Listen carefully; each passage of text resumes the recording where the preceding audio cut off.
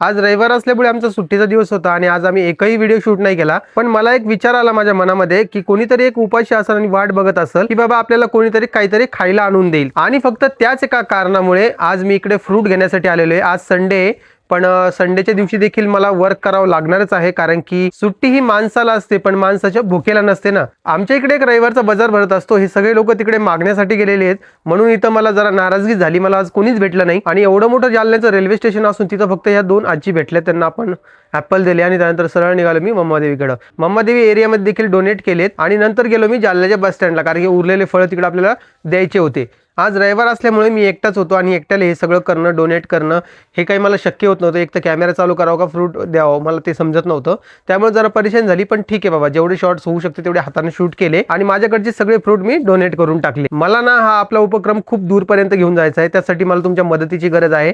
तुम्हाला मदत करण्यासाठी फक्त फॉलो करायचं आहे, कारण की तुमचा एक फॉलो जो आहे कोणाची तरी भूक मिटवू शकतो, म्हणून आपल्या पेजला फॉलो नक्की करा।